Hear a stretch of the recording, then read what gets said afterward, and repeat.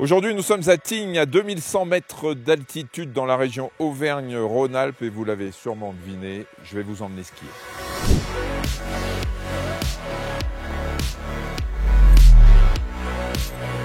Bonjour Michel, moi c'est Margot, monitrice de ski et de snowboard à l'ESF de Tignes-le-Lac. Alors Margot, quand on part sur une journée de ski, il y a une double préparation. Il y a la préparation physique. Préparation physique qui est indispensable parce que même si on va faire du ski détente, on pratique une activité physique qui est intense et on va solliciter des muscles dont on n'a pas l'habitude de se servir au quotidien. Donc pour ça, il faut arriver un petit peu préparé. On peut par exemple faire un petit peu de cardio, renforcement musculaire du bas du corps avant de venir. Et puis après, une fois qu'on arrive sur place, tous les matins avant de partir skier, c'est bien de s'échauffer et surtout bien s'hydrater. Ouais, parce qu'on a moins soif en altitude, mais l'air est très sec. Il ne faut pas oublier de oublier de boire, exactement. L'équipement. On commence par la tenue de ski. C'est bien de privilégier plusieurs couches techniques plutôt qu'un gros pull pour avoir moins froid. Pour le choix des skis, ça va dépendre de la pratique. Donc si on fait du ski alpin, du ski freestyle, du ski freeride et puis aussi du niveau de la personne qui skie.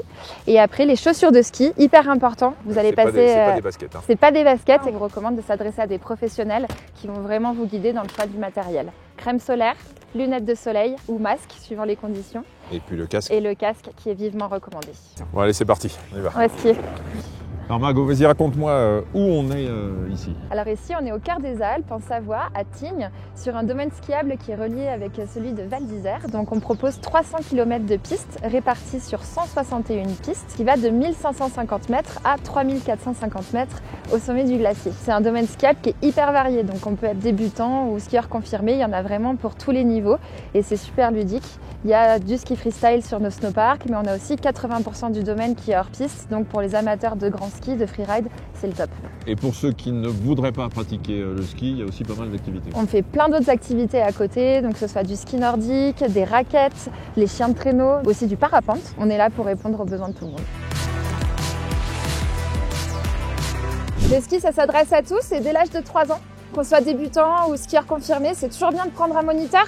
Ça permet de gagner en confiance en soi, de prendre de l'autonomie et surtout de progresser plus rapidement. Il faut savoir que les moniteurs de ski sont aussi formés pour encadrer les personnes en situation de handicap. Donc on est vraiment là pour répondre à tous les besoins, à chacun son rythme. Hein. Ouais, et pour les grands sportifs, les grands skieurs, Tignes c'est l'idéal aussi. Tignes, c'est vraiment une terre d'accueil de sportifs de haut niveau. Donc on a toujours accueilli des athlètes en entraînement et d'ailleurs on est terre de jeu 2024.